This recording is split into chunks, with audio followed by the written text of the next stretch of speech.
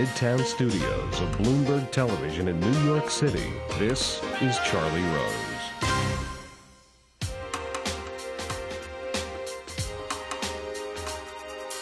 Peru President Alberto Fujimori joins me now for his 5th visit to this program. This is his first trip to the United States since the dramatic rescue of hostages from the Japanese embassy in Lima last month.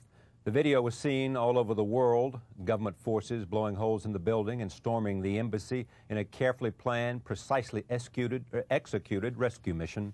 72 hostages had been held 4 months by leftist terrorists, and negotiations had stalled before Peru acted swiftly and by surprise. The mission, which was very successful from a military point of view, has been criticized in some quarters for other reasons. I am pleased to have the President here for his 5th visit to talk about this rescue and also other questions about Peru and its future. Welcome back.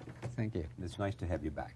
Let me just talk about the rescue because it was so dramatic and many people watched those protracted negotiations wondering what was going on. Tell me your frame of mind from the moment that you heard that hostages were being held in the Japanese embassy. What did you say to yourself? This is a new challenge, very delicate, big problem, but I took, in fact, as a challenge, so I start to work in the solution. One was, of course, the peaceful way out, and the other one was, in case of contingency, the military solution. So you immediately began to say, we may have to have a military solution, so let's start planning. Both plans, but at the beginning, what we have done is to guarantee the life of all hostages. To do what? Guarantee. Warranty? The life of all hostages. How did you do that? Just by managing the situation, not taking some steps that may be dangerous for the hostage. How many foreign governments did you consult, your security forces and your military forces, about how to execute a raid like this? No one. No one. No conversations with the Israelis about Entebbe? No, about Entebbe, not with the U.S. intelligence service, not the U.S. government about this military, neither with the Japanese, neither the British. This is, let me say modestly, this is a Peruvian technology. This was Peruvian technology. Yeah, right. The decision, did you think it could be done without loss of life? The decision has been done without loss of life. I was certain that all 72 hostages would be free. I was completely convinced of that. Why were you convinced? Because there is always risk. Yes, there is risk, but we have studied in a very fine strategy. There were 3 elements: the commando group, well trained, the intelligence service, and the engineer-minded oriented strategy. So we made several rehearsals about this intervention, and everything was okay. The only thing is that we have to wait the optimal condition for this rescue operation. And what was optimal condition? Was when the most 4 bloodiest terrorists came to downstairs and play soccer. And at least there should be 10 people there of the terrorists and not one hostage in the first floor.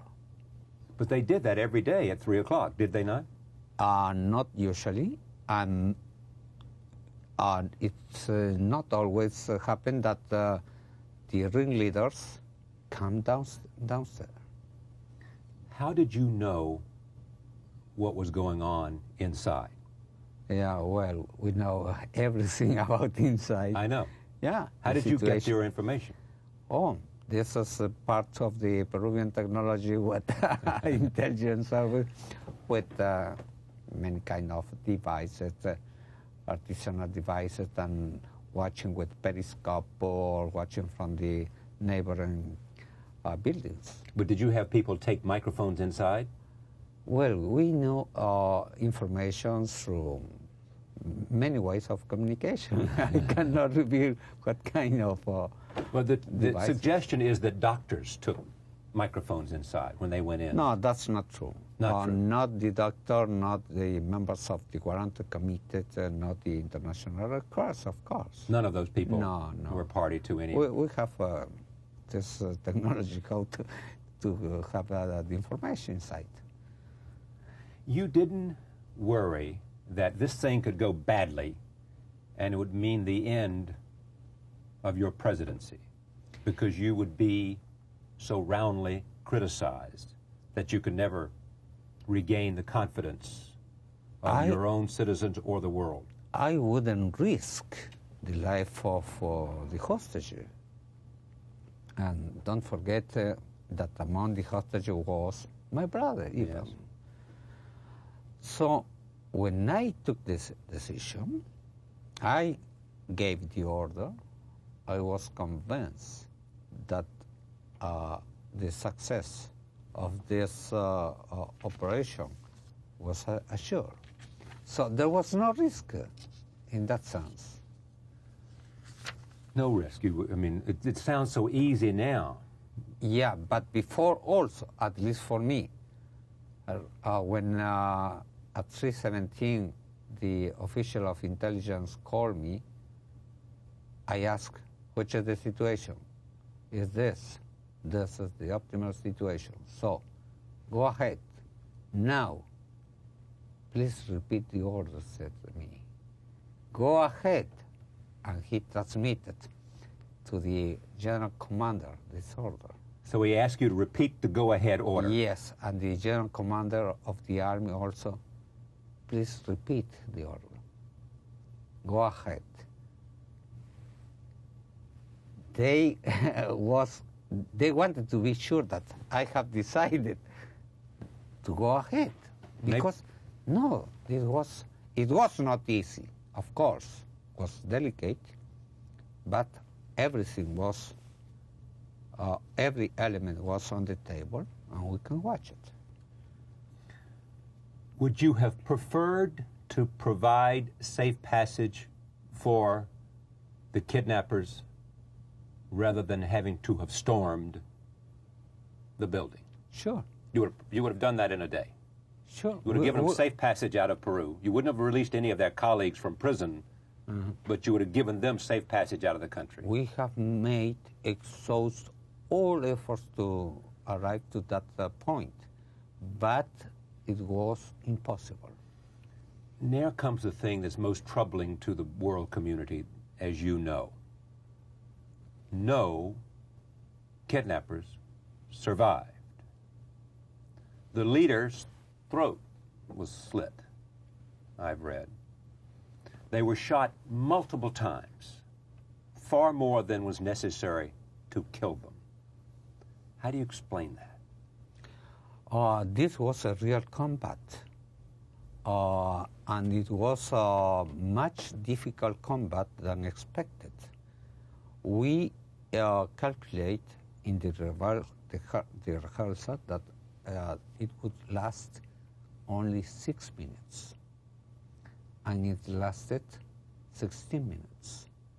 And some of part of the operation was not previewed. For example, there was a blast in the roof. Right. This was not previewed. Why there was a blast in the roof was because a big resistance from the part of the terrorists. There was a real combat, and 2 people of our commanders died. So the commanders were not going to risk their life. This was a real combat.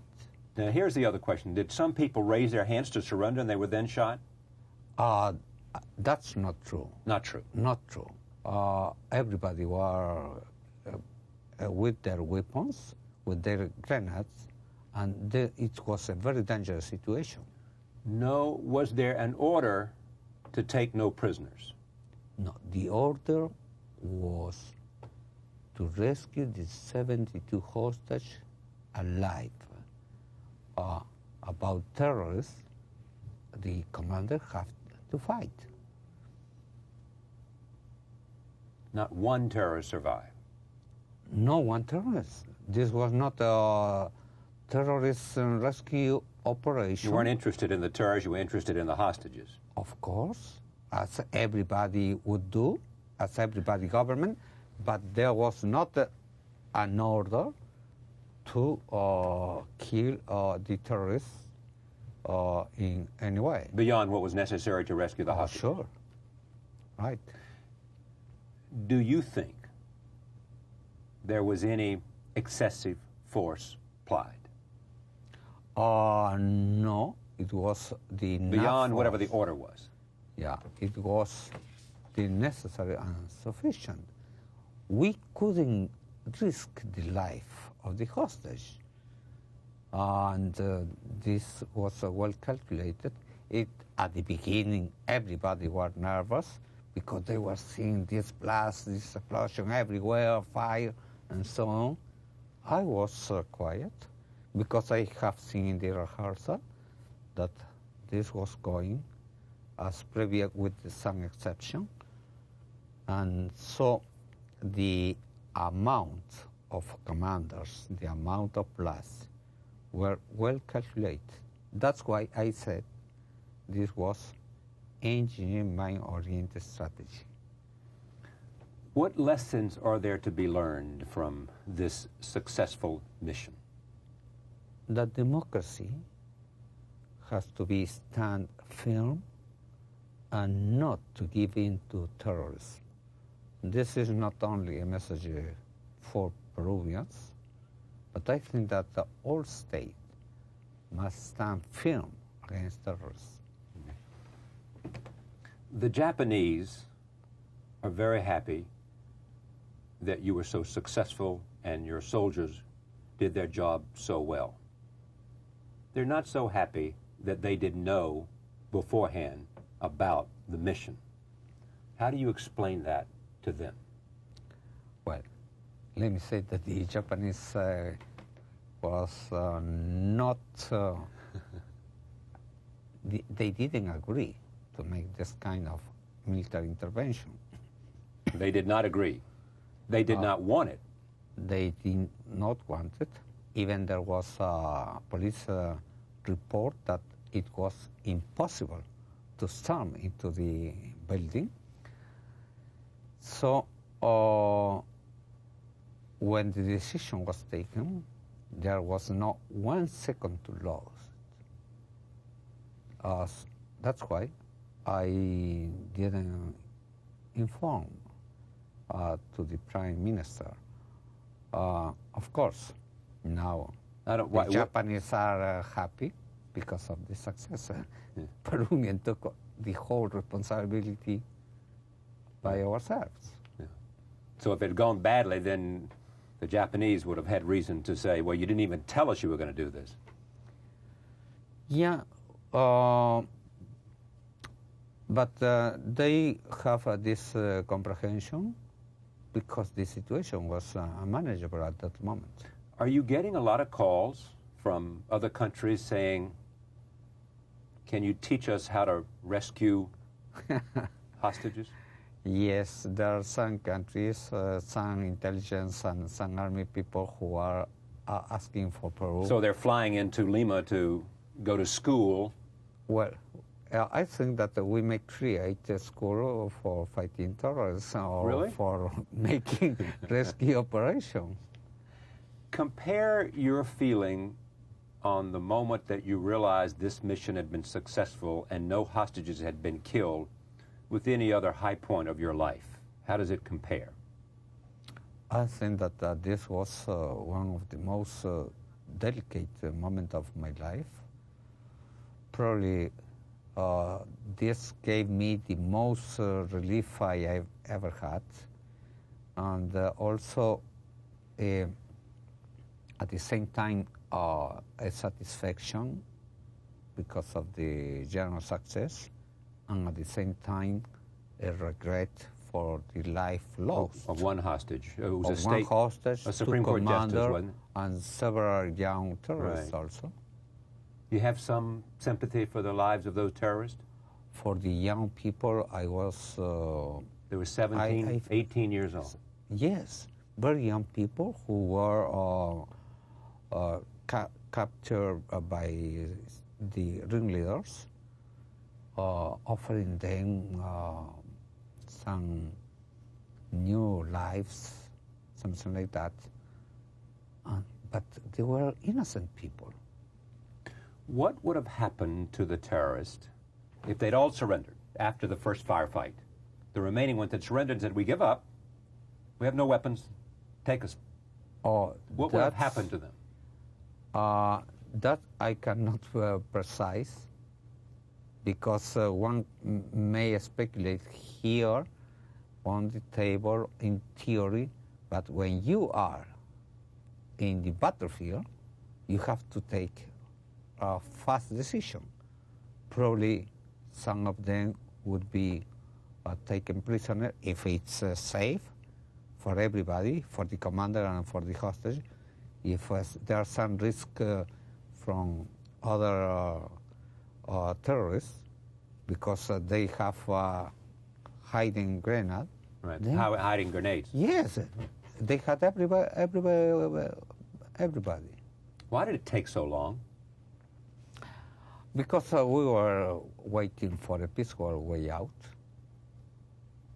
At some moment, we were confident that this would arrive. That there would be a moment. Yeah. On the night after this, I speculated on this idea. Since you and I have spoken frankly with each other many times about your wife and about everything else. Yes. That this might make you indebted to your military.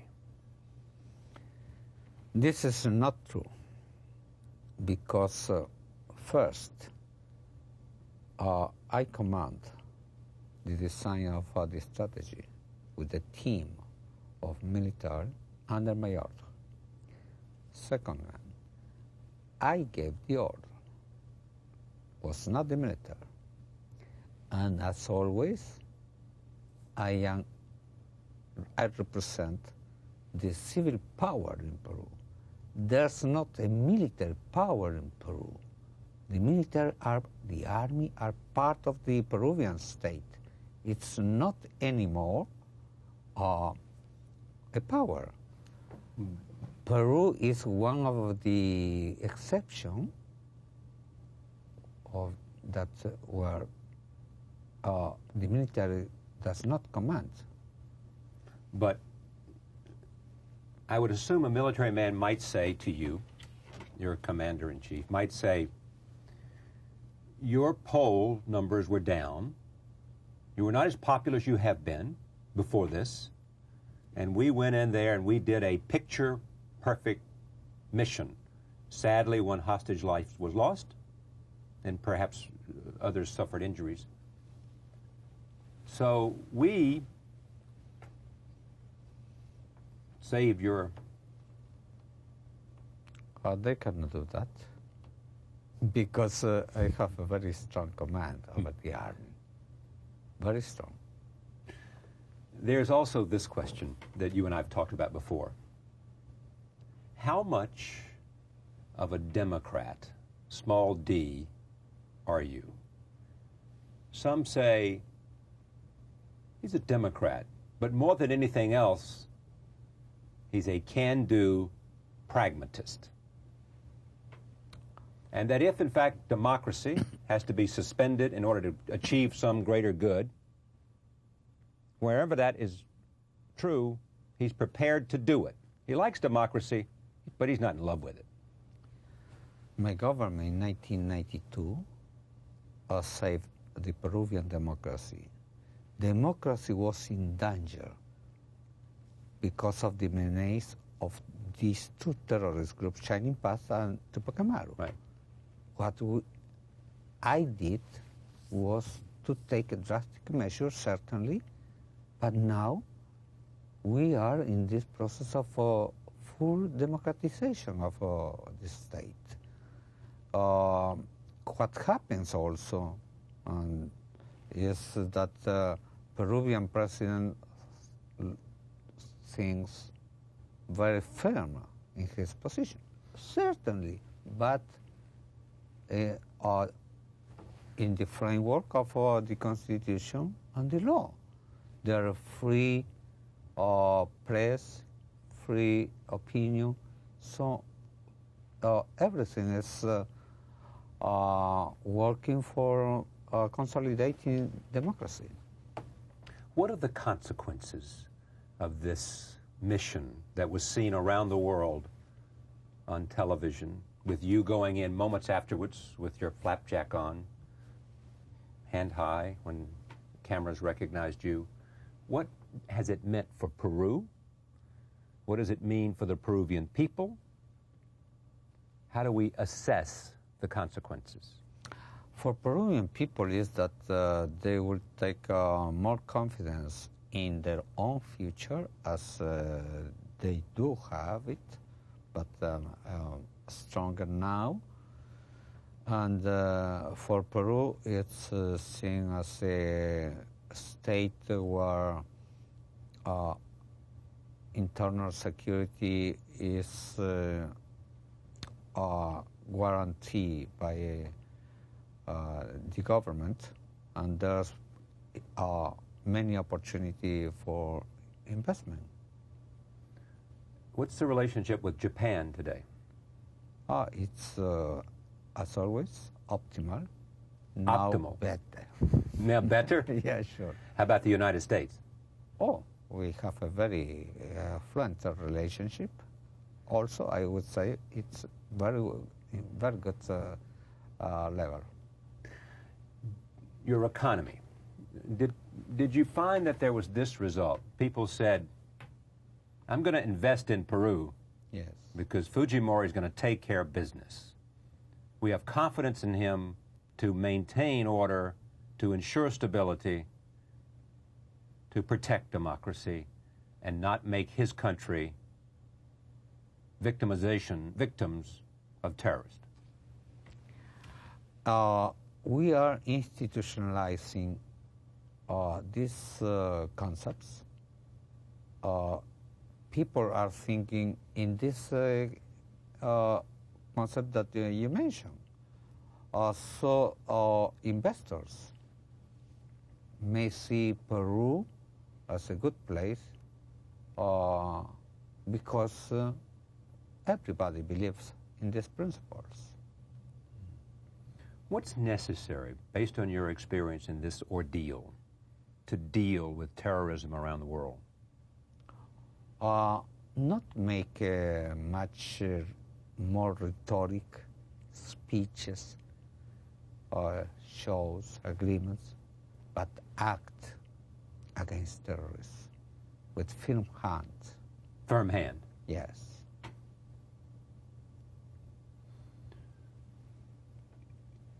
What's next for you? Continue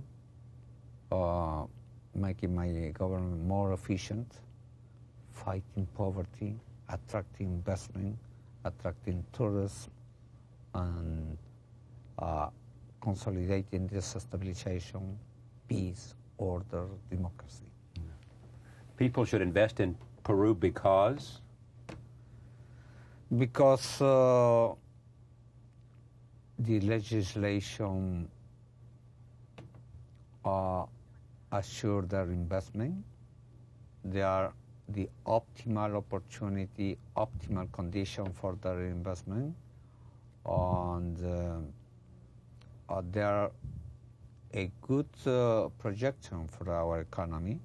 We expect to grow 5% a year during the next years. 5% a year? economic growth? Yes.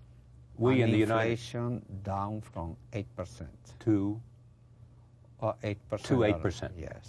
So you got to reduce inflation even more. Right. But economic growth of 5% is pretty good in any economy. We have got 12% growth in 1984. Yeah. In 94, you had 12%. Yeah, that's not strange for our country. Thank you for coming. It's a pleasure to see you again. Thank you, sir. Alberto Fujimori, President of Peru, back for a fifth visit on this program, coming to the United States, was at the Council on Foreign Relations today. I guess returns to Peru tomorrow? After tomorrow. Day after tomorrow. We'll be right back. Stay with us.